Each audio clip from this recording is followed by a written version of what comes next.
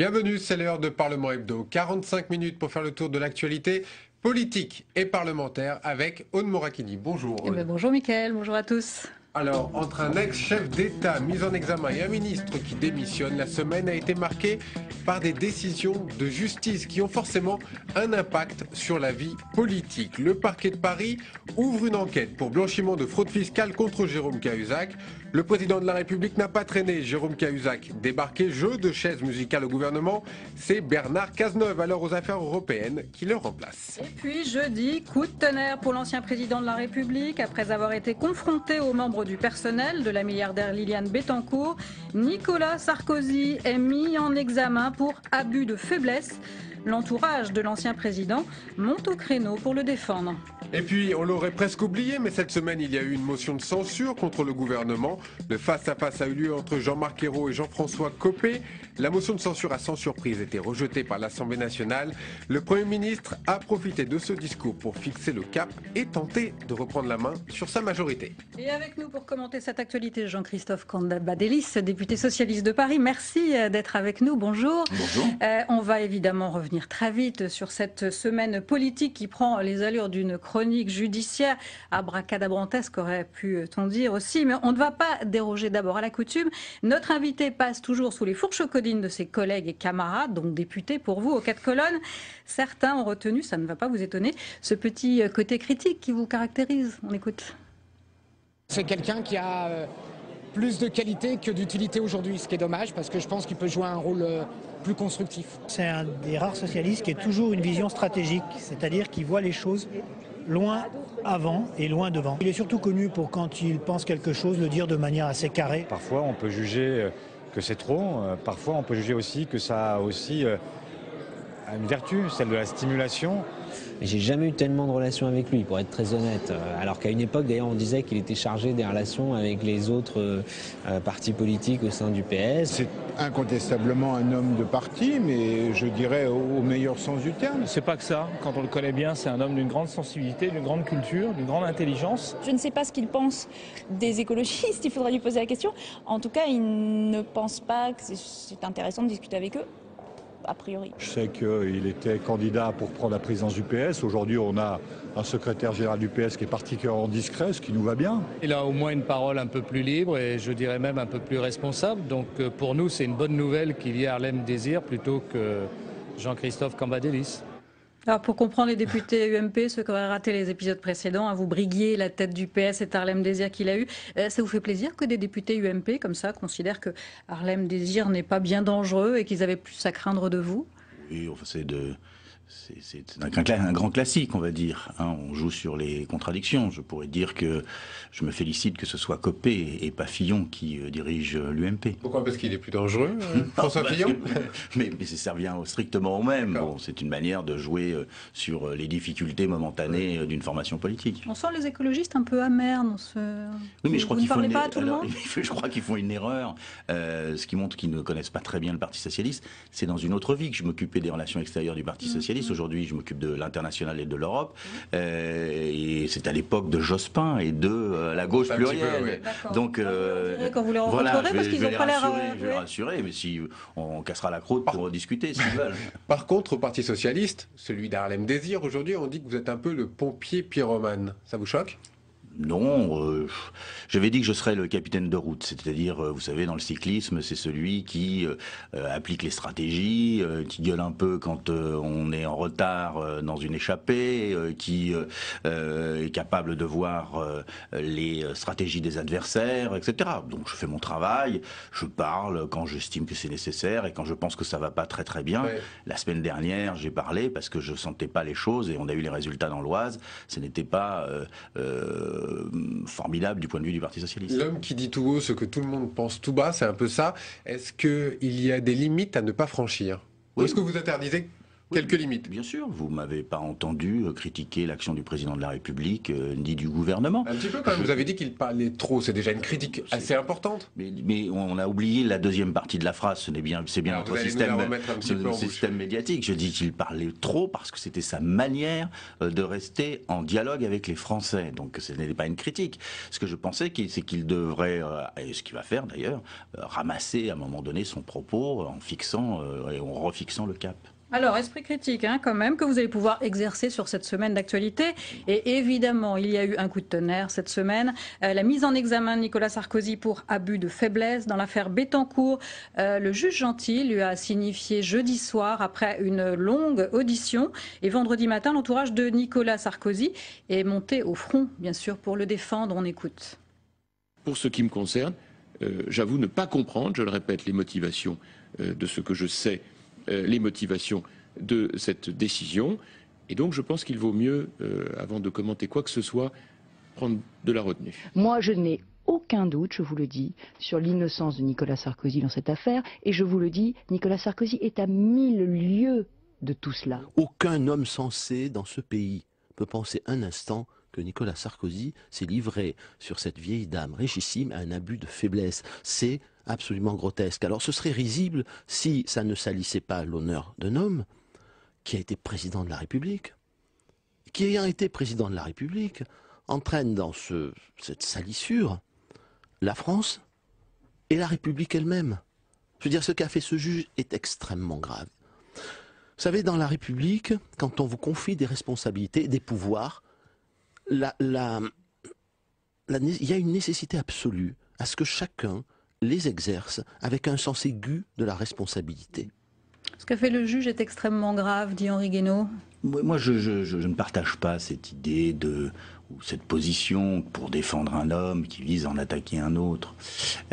Chacun est dans sa responsabilité. Bon, voilà, il y a une enquête. Nicolas Sarkozy n'est plus président de la République, c'est un citoyen comme les autres, et on crierait si on en savait qu'il devrait être mis en examen, qu'il ne le serait pas, à cause du fait qu'il a été président de la République. Donc je crois qu'il faut garder raison, il y a l'indépendance de la justice, elle fait son travail, et puis... Ça vous choque qu'un homme politique comme ça mette en cause le travail d'un juge ? C'est assez choquant, mais c'est assez compréhensible aussi, parce que M. Guénaud se voit en mousquetaire de Nicolas Sarkozy, et il fait don de son corps au combat qu'il veut mener. Bon, il pense le protéger, je pense qu'il ne le protège pas et qu'il l'affaiblit. Si on va un petit peu plus loin, est-ce que, par exemple, le statut pénal du chef de l'État, qui ne sera pas revu finalement, parce qu'on va revoir le statut civil du chef de l'État, c'est quelque chose qui aujourd'hui, avec ce qu'on voit, avec cette affaire de Nicolas Sarkozy, se remet encore une fois dans le jeu politique? Non, puisque Nicolas Sarkozy, l'affaire a commencé, on va dire, il y a bien longtemps, mais elle ne touchait pas au point de départ le président de la République, puisque c'est M. Woerth qui était au milieu de cette affaire. Par ricochet, on pouvait penser mais il n'y avait rien dans le dossier, visiblement, qui impliquait le président de la République. Et quand l'enquête a débouché sur le président de la République, sur l'ex-président de la République, Nicolas Sarkozy, il n'était plus président de la République. Donc moi, je crois que, bon, c'est normal, quand il y a une affaire comme ça, on multiplie les interrogations, les discussions, mais bon, c'est assez simple. Il y a une enquête qui est menée, elle implique à un moment donné, non pas pour l'accuser, puisque le problème de cette mise en examen, c'est que dans l'affaire, il y a des éléments concordants qui tendraient à penser que... Mais ça ne veut pas dire qu'il est coupable. L'accusation déjà qui va décider d'un renvoi correctionnel. Voilà, ou pas.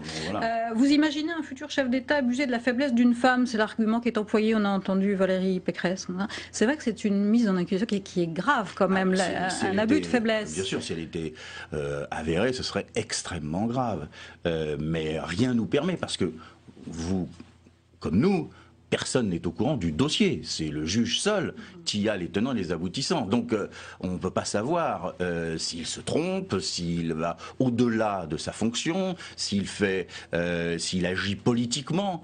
Voilà, on saura dans quelques temps, le jour où il y aura le procès en tant que tel, si procès il y a. Jean-Christophe Cambadélis, est-ce qu'aujourd'hui vous estimez qu'un retour possible de Nicolas Sarkozy serait impossible avec une mise en examen?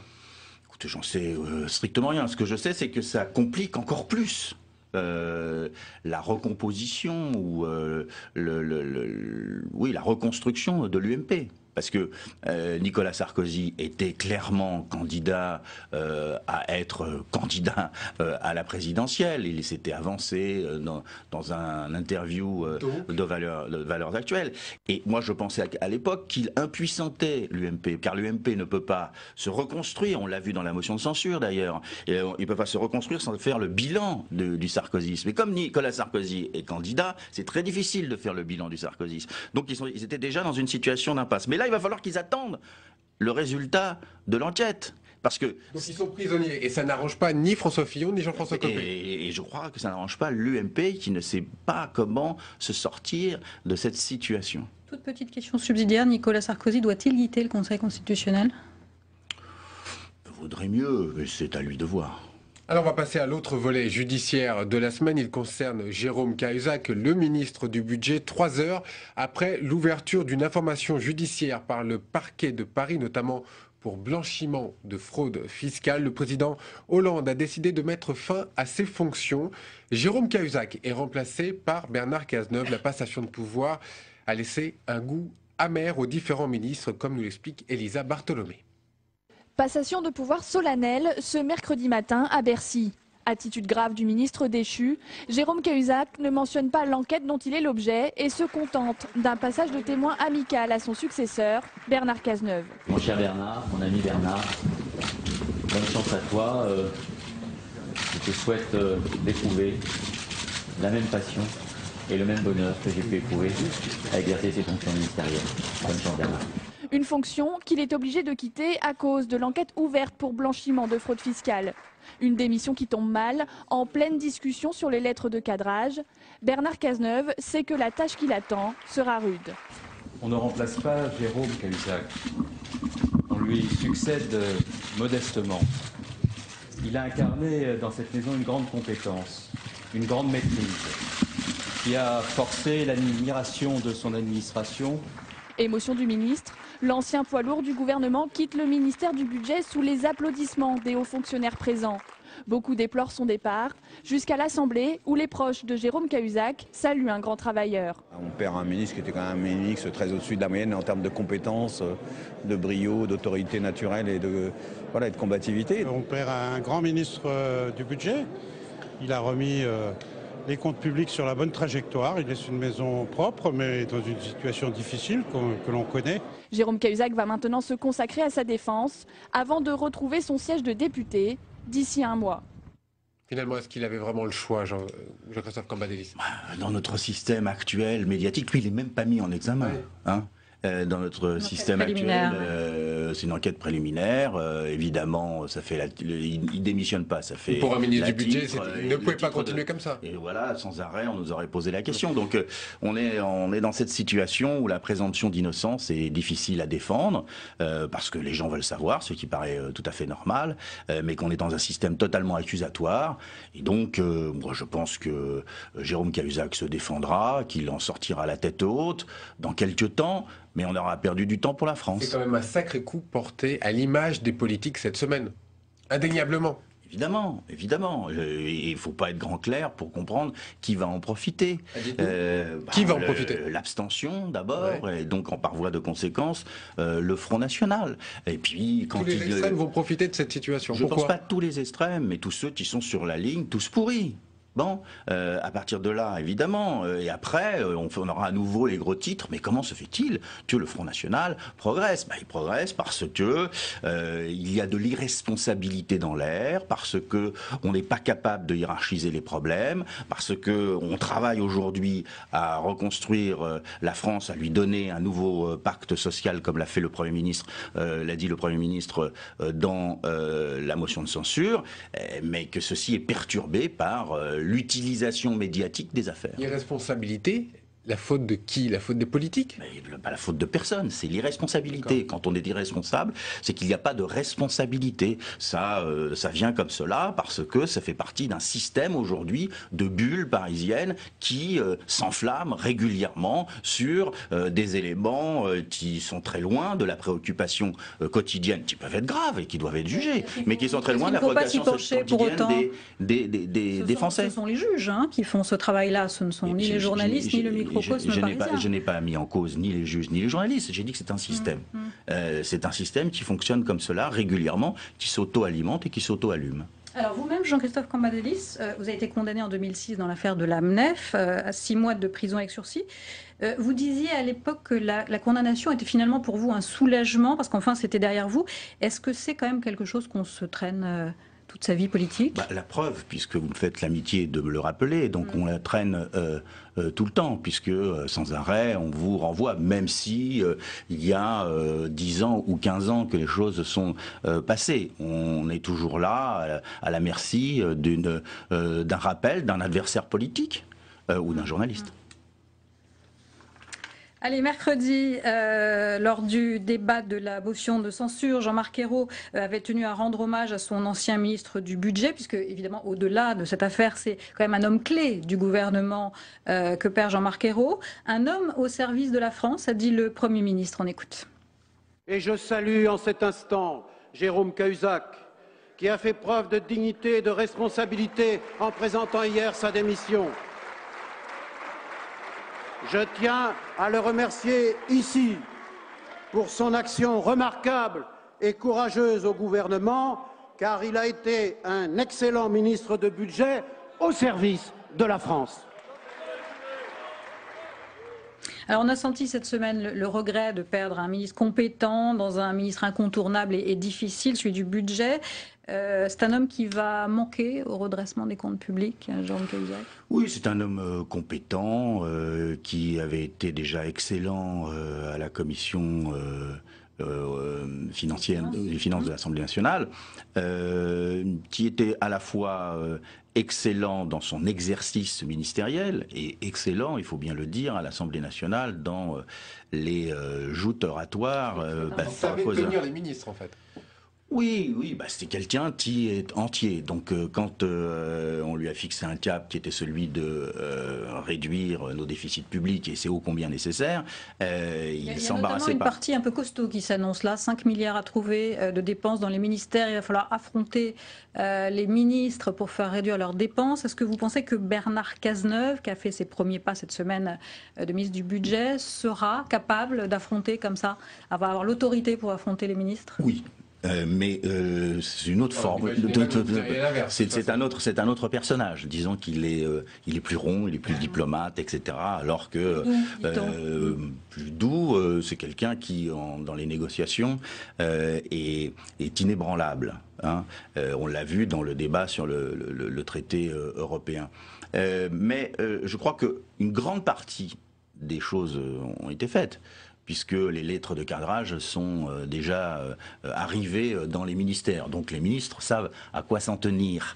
Maintenant, il s'agira de l'appliquer. Mais Cazeneuve représente un avantage, je dirais, car il connaît très bien les questions européennes. Et il y a un deuxième aspect qui va être nécessaire, c'est discuter avec Bruxelles de notre trajectoire et de convaincre nos partenaires que nous arriverons rapidement en dessous des 3%. C'est qui va s'affronter à cela. Thierry Repentin, ça vous... Non. Bon, Thierry Repentin va très rapidement se mettre au niveau. Professionnelle, oui. Donc c'était pas son domaine. C'est pas son Vous êtes un peu domaine. inquiet quand même sur sa remise à niveau? Non. D'abord, il y a énormément de responsables ministres qui vont l'aider et lui permettre très rapidement d'être au meilleur de sa forme dans ce poste. Allez, on va reprendre un petit peu le cours de cette semaine. Mardi, un député PS qui le dit, pourquoi ne pas baisser les allocations familiales pour les plus riches ?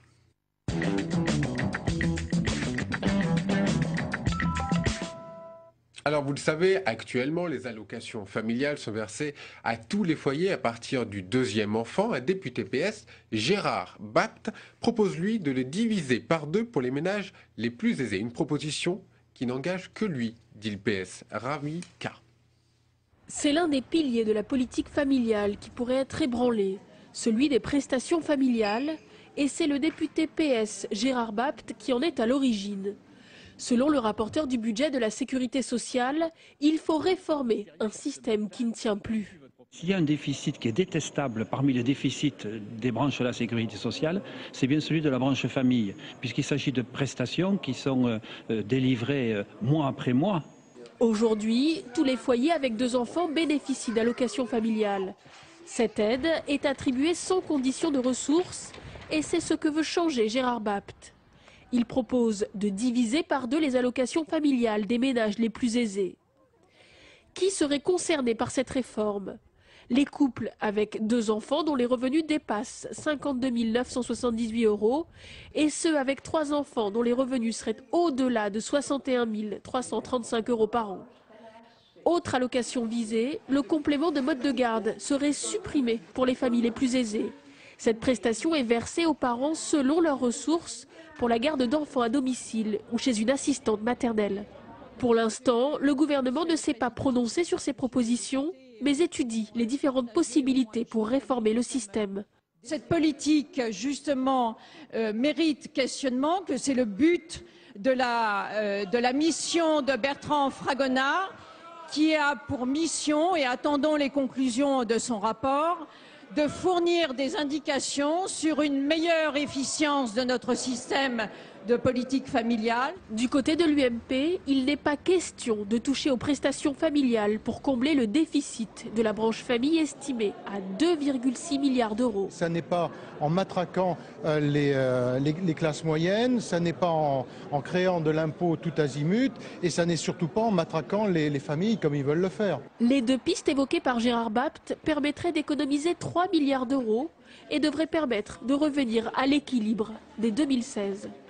Alors, est-ce qu'on les réduit ou pas, ces allocs, comme on les appelle? Écoutez, en tout cas pour les plus riches. Oui, pas pour tout le monde. Bon, c'est une proposition de Gérard Bapt, qui est un de nos parlementaires qui connaît le mieux ces sujets. Il y a une mission qui étudie différentes possibilités. En tout état de cause, il va falloir retourner à l'équilibre. Donc, il va falloir prendre une solution. Ça fait partie des bonnes solutions. Je ne dis pas que ça fait partie des bonnes solutions. C'est une solution, ce n'est peut-être pas la solution. Qu'est-ce que vous proposez? Moi, je ne veux pas rentrer dans le concours Lépine de la proposition sur le sujet, parce que ça fait rebondir. On passe du temps, c'est intéressant, sur ce sujet-là, alors que le gouvernement n'a pas encore tranché. Je crois qu'il vaudrait mieux attendre, très long, que le rapport soit en place. Après, on peut discuter entre nous. Ça n'empêche pas d'avoir des idées? Oui, ça n'empêche pas d'avoir des idées, mais je vois qu'à chaque fois qu'on a une bonne idée, elle fait débat. Donc il faut s'interdire d'avoir des idées au Parti Socialiste pour éviter le débat, alors. Non, il faut avoir de bonnes idées et il faut parler à bon escient. En tout cas, dans le concours Lépine, il y en a un qui a fait une assez étonnante, c'est Xavier Bertrand, ancien ministre UMP pourtant, qui propose de supprimer carrément les allocations pour les vraiment plus riches. Oui. Et il est pas frileux, lui. Oui, il n'est pas frileux. On se demande pourquoi il ne l'a pas fait quand il était ministre.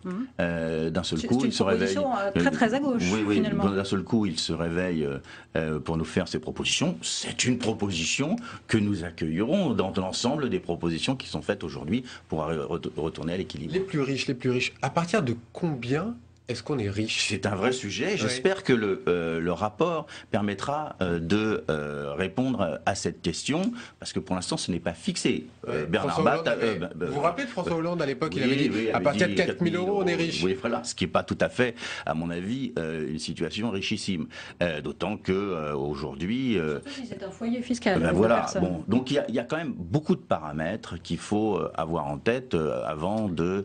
attendons le rapport. Voilà. On attend le rapport. Allez, mardi toujours, les députés ont adopté le projet de loi sur la refondation de l'école porté par le ministre Vincent Peillon. Adopté donc la création de 60 000 postes supplémentaires d'ici 2017 ou encore le rétablissement de la formation des enseignants avec notamment des stages. Un texte parasité donc par les rythmes scolaires qui ne sont pas dans le projet de loi mais qui ont fait l'objet d'un précédent décret. Cette semaine, Bertrand Delanoë a dit oui, il appliquera à Paris les 4 jours et demi dès 2013, mais en revanche, Martine Aubry a dit non. La réforme chez elle attendra 2014 et elle explique pourquoi. On écoute. Nous voulons prendre le temps à la fois de la concertation et de l'aménagement dans chaque école et le temps à la fois pour trouver les bons intervenants et pour les former si nécessaire, et je pense notamment aux nouvelles méthodes qui permettent de poursuivre, d'aller plus loin dans ce que font les enseignants sur le lire, écrire, compter, les acquis de base. Nous avons besoin de temps, de formation, si nous souhaitons que les intervenants soient de qualité. Les parents insistent à juste titre là-dessus, et bien évidemment, nous aussi, donc il nous faut du temps. C'est la raison pour laquelle nous n'appliquerons cette réforme qu'en 2014. Alors vous la connaissez bien, Martine Aubry, vous êtes devenu l'un de ses soutiens à l'occasion des primaires du PS. C'est un coup de pied de l'âne vers le gouvernement, c'est comme ça un petit peu que ça a été pris? Mais c'est comme ça que ça a été pris, mais vous avez des maires qui doivent réfléchir aux meilleurs moyens d'agir. Une grande ville comme Paris a les moyens financiers de son ambition de faire cette réforme d'impôt, dit bien sûr, mais parce que nous avons les moyens, c'est une très grande ville, ce qui n'est pas le cas des autres qui doivent ajuster, faire attention. Mais il y a une espèce de débat étonnant qui est qu'il faut absolument que ce soit en 2013 et que en 2014 c'est absolument une remise en cause de la loi. Je ne comprends pas ce débat. Pourquoi tout faire pour le faire d'ici 2013? Je n'en sais rien. Peut-être demander à Vincent Payon alors. Il faudra l'inviter, vous lui demanderez.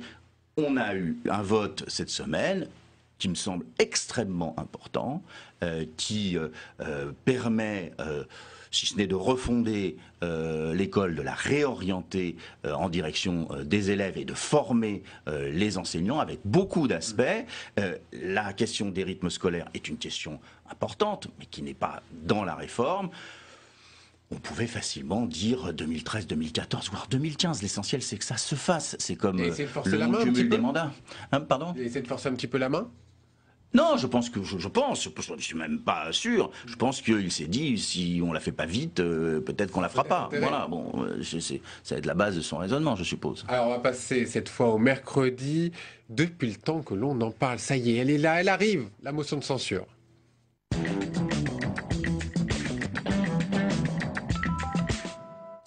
Camp contre camp, à l'initiative de la motion de censure, Jean-François Copé se lance en ce mercredi dans un long réquisitoire contre la politique du gouvernement qui, dit-il, marche vers l'abîme. Je sais où je vais, lui répond le Premier ministre. Dans le huis clos de l'hémicycle, les débats sont résumés par Jean-Baptiste Daoulas. Sa motion n'avait aucune chance de faire tomber le gouvernement, mais Jean-François Copé en profite pour livrer un réquisitoire d'une demi-heure. Le changement, c'est maintenant, chantiez-vous à tue-tête. Eh bien, dites-moi, les Français rêvent que c'est maintenant que vous changiez. Oui, que vous changiez de politique. Non pas pour satisfaire l'orgueil de l'opposition, mais pour le bien de la France. Oh, je ne vous demande pas de faire une politique de droite, je vous demande de faire une bonne politique. Une politique pour tous les Français. Quelques députés fillonistes restent assis, mais toute l'opposition UMP applaudit. C'est l'image que Jean-François Copé recherchait ce mercredi. Jean-Marc Ayrault lui répond. À 5 reprises, le Premier ministre assume un mot tabou, la rigueur. Je sais où je vais. Je sais comment y parvenir et comment faire. Mesdames et messieurs les députés, je sais ce que doit être la France à la fin de ce quinquennat. Officiellement, les centristes attendaient la réponse de Jean-Marc Ayrault pour prendre leur décision sur la censure. Un faux suspense que Jean-Louis Borloo dissipe très rapidement. Quel talent pour éviter de répondre à toutes les questions que se posent les Français et les deux groupes de l'opposition. Vous êtes en train de provoquer la plus grande crise depuis la période de l'abbé Pierre. À gauche, les alliés du PS font bloc avec le gouvernement. Le ton est virulent chez les écologistes. Et puisque vous vous êtes permis de citer Georges Pompidou, j'ai envie, Monsieur Copé, de le paraphraser à mon tour, en vous invitant à cesser d'emmerder l'Assemblée par vos manœuvres incessantes d'obstruction et de retardement. Les communistes refusent de voter une censure défendue par la droite, mais ils en profitent pour rappeler leur critique au gouvernement. Où sont les mesures attendues de revalorisation des salaires et de soutien au pouvoir d'achat des ménages? Où sont les mesures de lutte contre les licenciements boursiers et l'avidité des actionnaires? Voilà la 55e motion de censure de la Ve République. Rejetée, une arme beaucoup plus rhétorique que politique. Alors donc, comme le dit Jean-Baptiste, sans surprise, la motion n'est pas acceptée, mais ce n'est pas le but. L'exercice, c'est donc d'exercer son talent oratoire à la tribune. À qui attribuez-vous la meilleure note? Vous allez dire Jean-Marc Ayrault, mais Jean-Louis Borloo s'est pas mal débrouillé. Jean-Louis Borloo a été dans un registre baroque, parce qu'il posait des questions au Premier ministre, et il s'offusquait que celui-ci ne lui réponde pas. Mais ce n'était pas l'objet de la motion de censure de répondre à Jean-Louis Borloo. Donc c'était une astuce, mais il a été nettement supérieur dans le fond et dans la forme à Jean-François Copé, qui, si on peut prendre ce terme, qui applaudissait jaune quand il a vu le succès de Borloo au sein de l'UMP, qui s'est levé d'un seul coup à la fin de l'intervention. Vous êtes surpris, Jean-Marc Ayrault? Oui, moi je trouvais qu'il était, et d'ailleurs c'est ce qui se passe depuis quelques mois, qu'il était solide. Il a eu raison de dire qu'il savait où il allait, donc ça voulait dire... surprendre. Ouais, parce que vous avez, il y a eu une espèce de bronca sur lui, c'était le plus petit dénominateur commun, et petit à petit... Attendant, comme on appelait certains. Oui, voilà, donc de petit à petit il s'affirme, je trouve, il se bonifie, il devient de plus en plus clair, il fixe un cap. Et il a développé une idée qui, à mon avis, n'a pas été reprise parce qu'on a été occupé par beaucoup d'autres choses dans le quart d'heure suivant, à savoir Cahuzac, puis maintenant Nicolas Sarkozy, qui est une refondation de notre contrat social dans une époque tout à fait nouvelle, qui est celle de la mondialisation et de la crise. Alors, il a quand même prononcé, cette fois le mot rigueur. C'est un mot qui n'est désormais plus tabou. On se souvient qu'à une époque, on contournait le mot de mille façons. Alors vous avez vu qu'il y a une astuce dans son texte, c'est que il s'impose une rigueur de gouvernement. Il ne s'agit pas de la politique d'austérité. Donc bon, je pense que... Vous l'avez dit, c'est une astuce. Oui, oui, non, parce que l'austérité, c'est quelque chose de très particulier, si on peut faire 15 secondes dessus. L'austérité, c'est le blocage des salaires, c'est la réduction des pensions, c'est la réduction au niveau des retraites, etc. C'est quelque chose qui se passe en Espagne ou au Portugal, voire en Grèce, mais qui ne se passe pas en France, pas aujourd'hui. Est-ce que vous estimez que là, c'est un tournant, ce qu'on a eu, ce discours de Jean-Marc Ayrault? Il affirme définitivement son côté social-démocrate. Oui, parce qu'il a beaucoup parlé de sa méthode, et elle paye, que ce soit sur la question des retraites ou sur la sécurisation, enfin ce qui peut conduire à la sécurisation des parcours professionnels, c'est-à-dire la loi que nous allons discuter au mois d'avril. Je crois que ça, c'est de lui.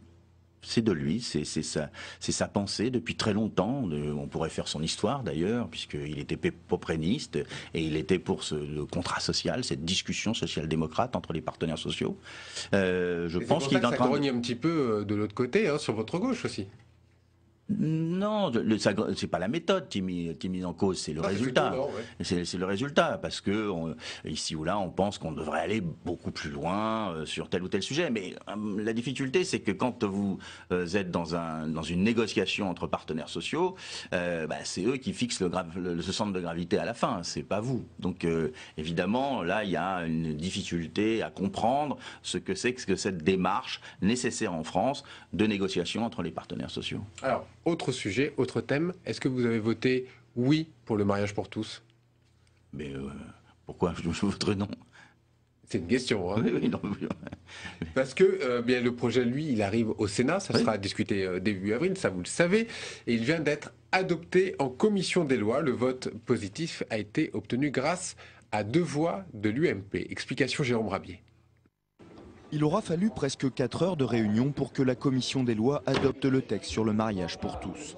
Pas question de voter le même projet qu'à l'Assemblée nationale, imparfait juridiquement selon les sénateurs, mais au final, la philosophie du texte reste la même. Je pense que le texte tel qu'il sort de la commission des lois aujourd'hui est amélioré techniquement et juridiquement. Le périmètre reste le même, c'est le mariage ouvert aux couples de même sexe, l'adoption simple, l'adoption plénière, ni plus ni moins. Des détails techniques comme le choix du nom de l'enfant en cas d'adoption ont été votés, mais les amendements sur la PMA ou la GPA ont comme attendu été rejetés. Pas d'obstruction de l'UMP comme à l'Assemblée, mais une contre-proposition, objet d'un amendement de 20 pages défendu par le groupe parlementaire. À côté du mariage tel qu'il existe, on mettait en place une union civile qui devait répondre aux mêmes droits et aux mêmes devoirs que dans le mariage, mais avec seulement une différence, c'est qu'il n'y avait pas de prolongation sur la filiation ou sur l'adoption. Une proposition non retenue par la majorité qui reste attachée au terme mariage et adoption. À 23 voix contre 21, le texte a finalement été adopté. 2 radicaux de gauche n'ont pas participé au vote et fragilisé la faible majorité. Mais 2 sénateurs UMP de la commission des lois ont finalement voté en faveur du texte. Il faut trouver un équilibre de la part des choses. Et moi, ma conviction de législateur était au-dessus de ma conviction personnelle. Je n'ai pas imposé ma conviction personnelle aux autres. Je dois constater qu'il y a un certain nombre de couples qui ont besoin de cela pour être heureux. La prochaine bataille aura lieu dans la rue dimanche avec le défilé parisien des anti-mariages pour tous, avant la dernière étape à la Haute Assemblée à partir du 4 avril pour l'examen en séance du projet de loi. Alors, les sénateurs qu'on a interrogés, mais qui pas forcément dans ce reportage, nous disent qu'il va falloir réécrire ce qu'ont fait les députés parce qu'il y a des manques. Il y a même, selon une note parue dans le Figaro, un risque d'inconstitutionnalité. Vous savez, c'est un grand classique. Chaque assemblée estime... Il y a eu des manques quand même dans la discussion à l'Assemblée. Oui, enfin bon, on verra ça quand il y aura la commission mixte paritaire entre l'Assemblée et le Sénat. Puis il y a une deuxième lecture, etc. Bon, mais l'essentiel, honnêtement, c'est qu'au bout, il y ait le mariage pour tous et l'adoption. Donc, que l'on se borde juridiquement pour ne pas être retoqué par le Conseil constitutionnel. Très bien, je ne suis pas certain que ce qui a été proposé soit praticable sur le plan juridique. Mais enfin, on va voir, on va discuter, il n'y a pas de problème. Est-ce que vous êtes étonné que ce texte fasse encore débat, qu'il y ait encore des manifestations de rue, etc. Non, je ne suis pas étonné parce qu'il y a dans notre société des gens qui ne veulent pas ces évolutions. Ce sont les mêmes qui étaient défavorables à l'avortement ou à d'autres éléments d'évolution de notre société. Et quand on sait que ça sera voté, de toute façon, on se dit que pourquoi autant encore de manifestations, pourquoi autant de bruit ? Oh, parce que je crois que jusqu'au bout, on doit, c'est comme ça quand on mène une lutte, jusqu'au bout on pense qu'il est possible de retourner la situation. Allez, on parlait du Conseil constitutionnel, mais on va en reparler puisqu'on va passer au jeudi et la taxe à 75% qui a du plomb dans l'aile.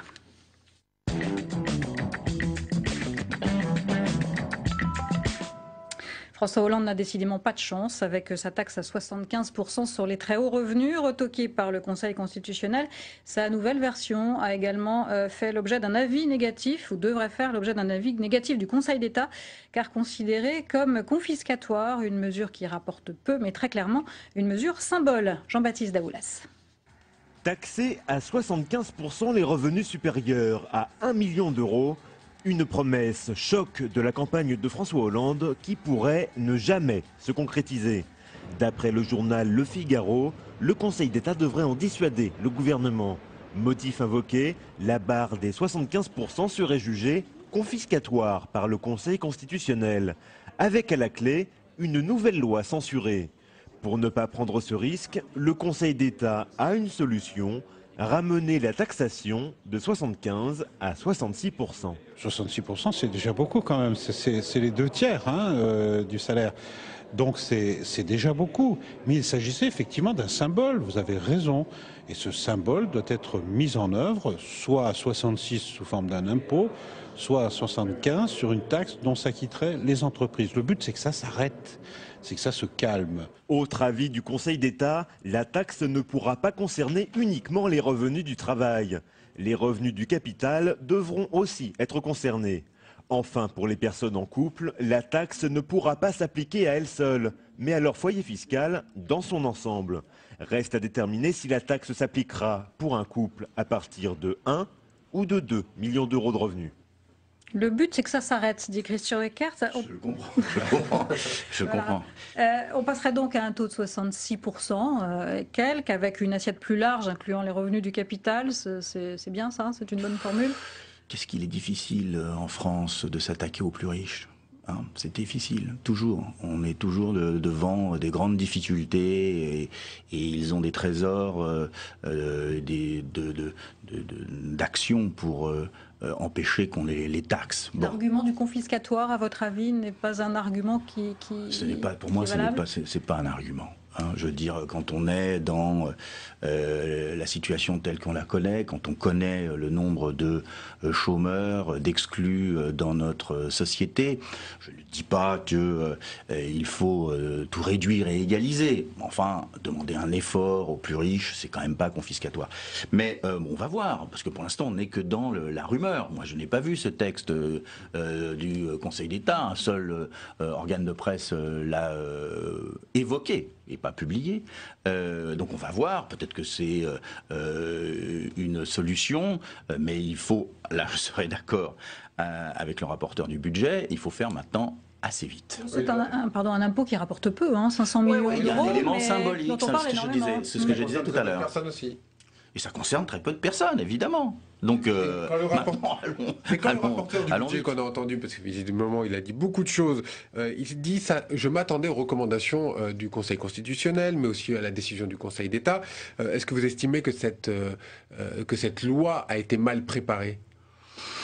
Trop vite, peut-être pendant la campagne. Non, parce que c'était une indication et que au moment où elle a été présentée par le candidat François Hollande, elle a été fort utile. Hollande est un fin connaisseur par ailleurs, de la fiscalité, de ce que peut accepter ou non le Conseil constitutionnel. Mais à partir de, vous savez, moi j'ai réagi, on me l'a reproché quand le Conseil constitutionnel a pris position en disant qu'un Conseil constitutionnel qui est composé essentiellement de gens désignés par leurs prédécesseurs de droite, évidemment, et sur la ligne idéologique, et pas simplement juridique, du côté confiscatoire de l'impôt pour les plus riches. Donc, évidemment, à partir de là, mais ça crée à la fois un fait juridique et une orientation politique. Donc c'est un coup politique selon vous ? Ah ben j'avais dit, je crois que... Mais vous continuez à le dire aujourd'hui ? Bien sûr que c'est un coup politique derrière tout cela. Bon, alors après, il faut prendre en compte ce qui a été dit et essayer de ne pas se faire retoquer une deuxième fois. Alors on va passer peut-être à la bonne nouvelle de la semaine, parce qu'il en faut quand même au moins une. Eh bien, c'est la plus grosse commande de l'histoire de l'aviation civile qui a été conclue à l'Elysée, dans les salons de l'Elysée, pour Airbus, la signature de près de 234 avions A320 pour un montant de plus de 18 milliards d'euros. François Hollande, évidemment, s'en est réjoui. Il avait le sourire au moment de la signature. Signé dans les salons de l'Elysée, ça fait un peu quand même communication, montrer que tout va bien, non, Jean-Christophe Cambadélis ? On ne montre pas que tout va bien, mais que... La France qui marche, la France qui gagne. Oui, mais moi je pense que... Et c'était un des éléments au début de l'intervention du Premier ministre, j'ai trouvé ça très très juste, c'est que on est sans arrêt, on entend sans arrêt le discours du pessimisme, le discours d'une France rabougrie, d'une France qui n'y arrive pas, d'une France qui n'est pas capable. L'exemple, c'est tellement mieux en Allemagne, c'est tellement mieux en Angleterre, c'est tellement mieux aux États-Unis, c'est tellement mieux dans d'autres pays, et c'est toujours mal en France. Bon, en France, nous avons des... c'est mieux en France. Eh bien voilà, c'est en France. Nous avons des ingénieurs. C'est une coopération européenne. Et il faut le souligner. Cela montre que l'Europe, dans la mondialisation, peut être compétitive. Que le président de la République souhaite le souligner pour montrer qu'il y a une France et une Europe qui gagnent. Moi, j'ai trouvé ça très bien. Ah ben là, on termine sur une bonne nouvelle. C'est pas toujours, c'est pas toutes les semaines, donc on est content. Merci beaucoup d'avoir été avec nous pendant cette émission. Et... nous, on se retrouve la semaine prochaine, si vous voulez bien. Très bien. Allez, à la semaine prochaine. Bonne semaine. Bonne semaine.